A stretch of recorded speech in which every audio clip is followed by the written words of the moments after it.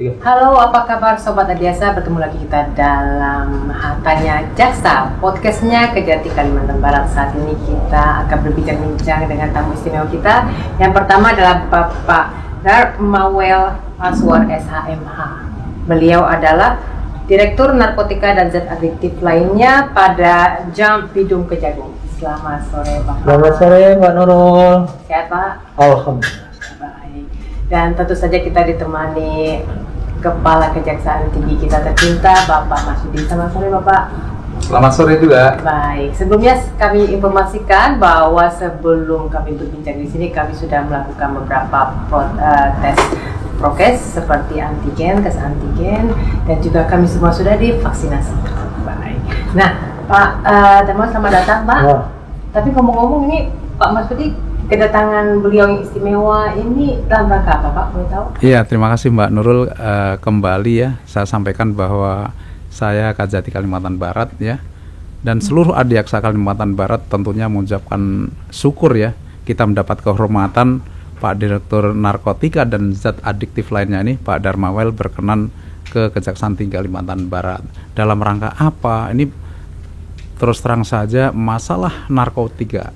Masalah narkotika ini suatu perkara yang memerlukan penanganan yang serius ya, karena begitu bahayanya narkotika ya, dan sekarang Indonesia ini adalah termasuk darurat narkotika, dan kita selalu ikuti perkembangan sekarang ini di rutan atau di lembaga pemasyarakatan pun itu sebagian besar di atas 50%, bahkan ada suatu rutan itu yang sampai 70 atau 80% isinya adalah para napi atau tahanan narkotika. Nah ini Pak Dir Narkotika dan Zat Adiktif lainnya ini seperti apa sih peran perkara di Kejaksaan Tinggi Kalimantan Barat?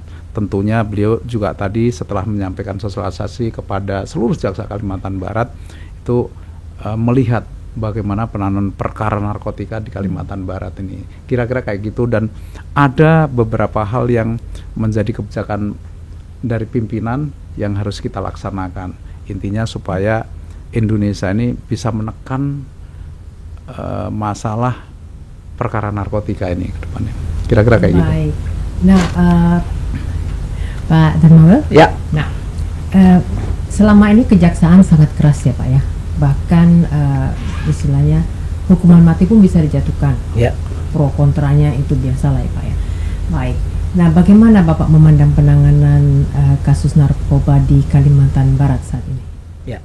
Pertama saya menyampaikan apresiasi kepada Pak Kepala Kejaksaan Tinggi karena mengundang kami untuk berbagi pengalaman dan berdiskusi tentunya tentang penanganan perkara narkotika, TPPU narkotika, dan rehabilitasi terhadap penyalahguna, pecandu, dan korban penyalahguna narkotika.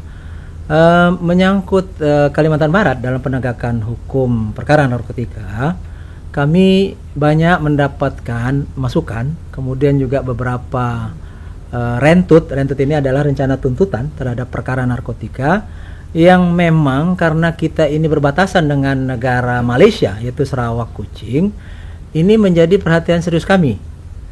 Banyak provinsi yang memang langsung berbatasan seperti misalnya Aceh, Medan, Kepri, yang memang juga kasus narkotikanya sangat besar.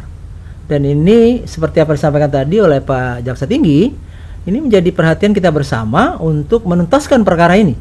Kalau memang ini menyangkut bandar-bandar besar, ini kita harus berkomitmen mati hukumannya.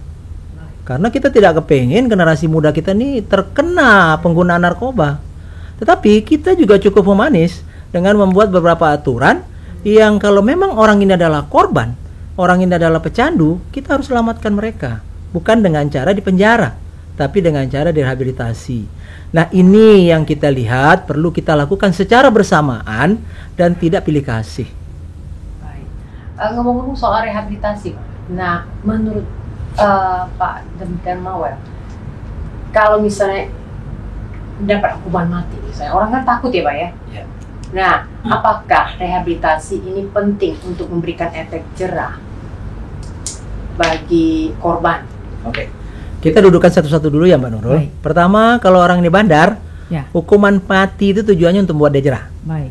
Tetapi kita harus ingat, Ternyata kalau hanya sekedar hukuman mati tanpa mereka dimiskinkan, hartanya diambil, asetnya disita, mereka tidak akan jerah. Akan lebih baik dalam pelaksanaan penanganan perkara narkotika, selain pelakunya bisa dihukum mati, terhadap hartanya pun juga kita sita. Kita masalahkan dengan undang-undang TPPU, tindak pidana pencucian uang, sehingga tidak mungkin lagi dia melakukan transaksi besar-besaran tanpa dia punya harta.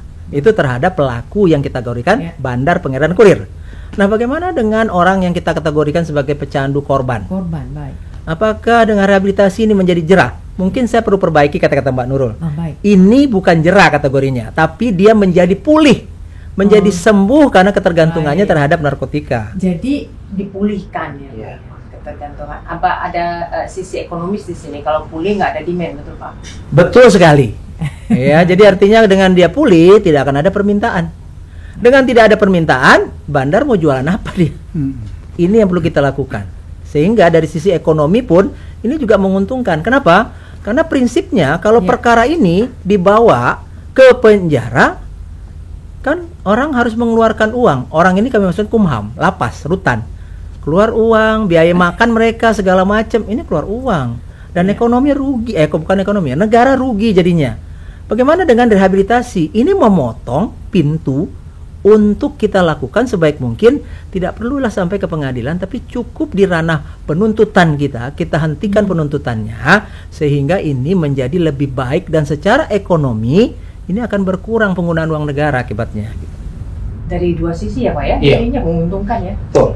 Oke, baik, saya selama ini pikir kalau direhabilitasi ini udah dihukum aja biar dia kapok ya. Ternyata ada sisi humanis dari kejaksaan yang memang saat ini sedang gencar ya Pak ya dalam reformasi birokrasi. Nah Pak Masyudi, nah ini gencar rehabilitasi. Kalau di Kalimantan Barat sendiri, ini bagaimana prosesnya? Iya, benar sekali. Jadi itu yang sudah kita lakukan. Jadi tadi kita sudah diskusi dan dapat pengarahan dari Pak Dir Narkoba. Terima kasih sebelumnya saya sampaikan karena tegas sekali tadi yang sampaikan bahwa kita harus tegas terhadap para pelaku, terutama pengedar atau pemproduksi ya, yang mengedarkan narkotika kepada ini ya. Kita ada 30 lebih yang dipidana mati di Kalimantan Barat ini. Tapi seperti yang disampaikan tadi, kita juga harus terhadap para korban, para pengguna atau penyalahguna ya harus kita rehab dong gitu. Mereka ini kan korban-korban karena sesuatu akhirnya dia menjadi pecandu narkoba dan lain sebagainya. Ini yang harus dilindungi dan ini menjadi tanggung jawab negara, tanggung jawab pemerintah. Tapi tadi ada pesan dari Pak Dir Narkoba yang narkotika yang sangat ditekankan kepada kita, jangan main-main terhadap masalah penanganan narkotika. Baik itu dihukum tinggi, mati seumur hidup atau sampai puluhan tahun, jangan main-main. Ini dimiskinkan. Tadi ditekankan juga dimiskinkan. Kalau perlu semua hartanya kita sita. Mungkin sesuai dengan ketentuan ya, ada TPPU, tindak pidana pencucian uang di sana. Itu harus sampai tuntas itu. Jadi jangan hanya orangnya saja dipidana, tapi mereka masih punya harta, masih bisa, bahkan uang ini bisa digunakan untuk apa-apa. Mengendalikan peredaran narkoba dari rutan atau dari lapas itu banyak yang terjadi. Itu memang benar gitu. Nah, di samping itu kita juga harus fair. Kalau orang-orang ini adalah penyalahguna, pengguna atau korban, harus kita rehab dong. Itu adalah warga negara kita yang harus dilindungi, harus kita sembuhkan gitu. Walaupun tidak mudah ya, tapi semuanya itu yang kita lakukan. Tadi ditekankan bahwa kita jangan main-main dalam masalah penanganan narkoba. Baik itu hukuman yang berat maupun kita rehab. Semuanya harus berdasarkan fakta dan ini dilaksanakan ya harus dengan hati nurani ya. Jadi memang penegakan hukum ini harus bermanfaat, kira-kira kayak gitu, jangan sampai salah. Nah, disitulah perlunya jaksa ini berkoordinasi dengan penyidik dan tidak main-main dan harus teliti benar dia sebagai apa dan melakukan apa, itu harus benar-benar ini, jangan sampai salah. Karena ada aturannya ya Pak ya. Iya, jadi itu yang ditekankan Pak Dir itu tadi bahwa sebenarnya dia itu korban penyalahguna. Kok dia dipasang pasal-pasal yang sangat berat hanya untuk supaya mereka bisa ditahan atau itu jangan sampai itu. Nah, di sini perlu ketelitian jaksa yang meneliti perkara itu, kira-kira kayak gitu. Baik, Pak Damawel, saya mendengar Bapak memanggil pecandu itu korban tuh sebetulnya agak terenyuh saya. Baru kali ini saya mendengar pecandu itu dibilang korban. Sangat manusiawi, karena pikir-pikir betul juga ya Pak. Ini kadang-kadang mereka normal, cuma berusaha ditarik nih. Dan saya setuju rehabilitasi. Oke. Namun begini Pak, kalau kita rehabilitasi, penjara aja penuh kan Pak ya, 70% ya Pak. Nah kalau rehabilitasi kan banyak Pak, negara yang bayar. Bagaimana kesiapan negara sendiri dalam program rehabilitasi ini? Oke, jaksa pengen rehabilitasi, restoratif justice, saya setuju dari sisi ini karena korban tadi. Kesiapan negara bagaimana Pak? Jujur kami katakan bahwasanya menyangkut kesiapan negara, menyangkut rehabilitasi, tentunya anggaran negara terbatas. Itu harus kita akui bersama.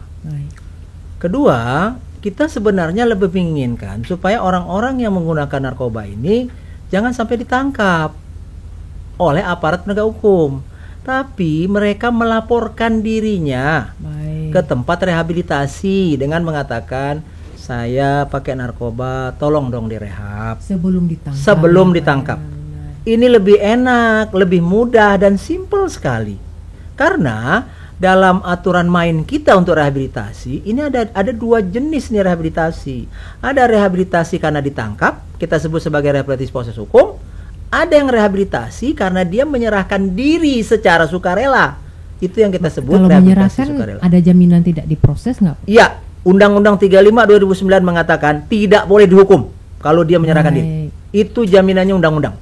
Iya, ini audiens harus tahu Pak, karena kadang-kadang betul. pengen rehabilitasi tapi takut nanti ditangkap, ditahan. Gitu. Ini jaminan undang-undang. Saya tegaskan sekali lagi, kalau ada di antara kita yang melapor kemudian ditangkap, laporkan kepada kita.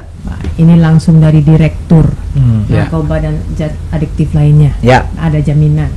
Nah, kalau pengenangan berikutnya bagaimana Pak Masudi di Kalimantan Barat nanti kita ini? Iya, tentunya kita harus siap ya. Jadi banyak sekali loh. Pak Dir tadi juga menyampaikan bahwa dari sekian persen ya yang dominasi itu adalah perkara narkoba. Dari itu hanya dari seandainya ini persentasinya menjadi 100, hanya 15% itu produsen, pengedar, ya itulah ya bandar-bandar itu ya. Sisanya itu adalah penyalahguna, korban, dan pecandu itu. Nah ini kan sebenarnya dari 3 kelompok ini kan yang harus menjadi perhatian kita. Kita harus siap. Kita harus siap mengusahakan bagaimana supaya ini sebagai warga yang harus sebenarnya ya kalau dia korban ya harus dipulihkan korbannya, sebagai pecandu supaya tidak pecandu lagi. Nah itu harus, ini menjadi kewajiban negara, kewajiban kita semua untuk memulihkan ini. Nah ini juga yang menjadi tantangan berat kita ya, penegak hukum dan juga negara ya. Dalam ini juga pemerintah daerah juga harus ikut bertanggung jawab terhadap warganya yang dalam 3 kategori itu. Baik, Pak Damawel, ini kalau saya lihat partisipasi masyarakat penting, Pak. Misalnya apakah masyarakat boleh melaporkan, kemudian di-approach. Jadi kira-kira peran apa buat masyarakat? Ini kan mereka korban ya Pak ya? Jadi masyarakat adalah andilnya. Jadi kira-kira apa yang dilakukan masyarakat untuk menolong proses rehabilitasi? Pertama, Undang-Undang 35 2009 di dalam pasalnya menyatakan ada disebut peran serta masyarakat, ada. Oh, ada ya? Ada. Jelas di situ, misalnya masyarakat melaporkan. Kalau dia punya anak, orang tua melaporkan. Bahkan ada ancaman khusus terhadap orang tua yang tidak melaporkan. Ini undang-undangnya hebat nih, gitu ya. Tidak ada undang-undang manapun kalau kita bukan pelaku tindak pidana terus ikut dipidana. Tapi di sini orang tua yang tidak melaporkan anaknya yang masih di bawah umur, maka dia bisa dipidana. Yang masih di bawah umur ya Pak ya? Ya, gitu. Nah, terhadap orang yang dewasa tentu yang bersangkutan melaporkan. Nah, kemudian bagaimana peran serta masyarakat? Banyak. Misalnya kita sebagai keluarga, minimal keluarga kita dulu yang kita benahi. Orang lain nanti dong.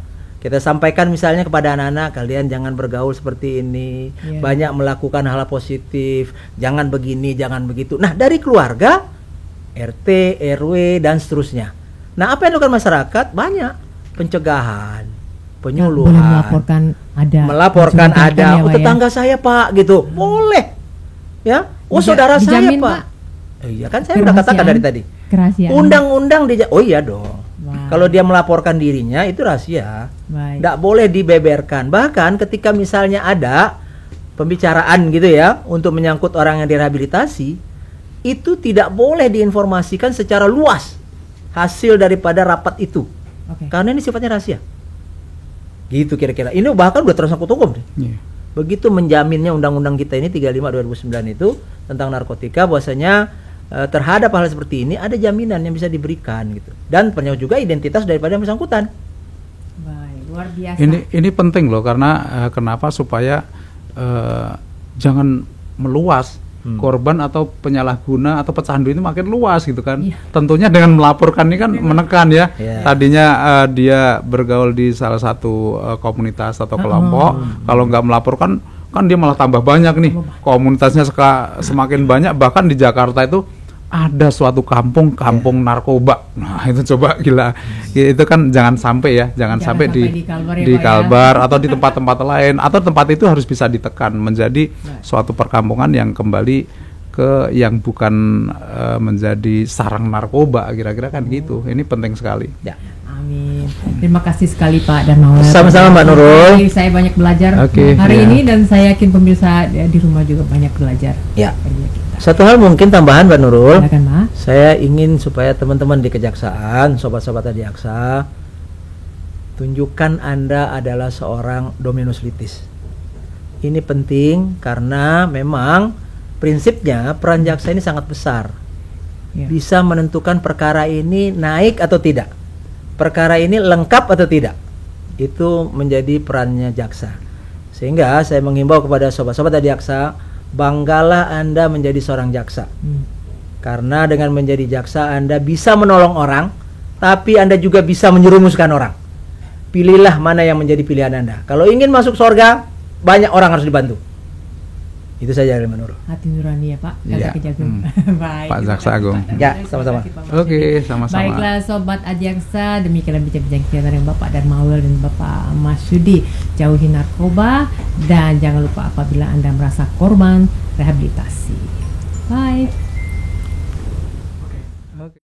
Saya Darmawel Aswar, Direktur Narkotika dan Zat Adiktif lainnya pada Jampidum Kejaksaan Agung. Sobat Adiaksa, ingat, jangan lupa like, subscribe, comment, and share channel YouTube Adiaksa Katulistiwa 82. Yes. Oke, saya Mas Yudi, Kajati Kalimantan Barat. Jangan lupa like, subscribe, comment, and share ke channel YouTube Adiaksa Katulistiwa 82. Dadah.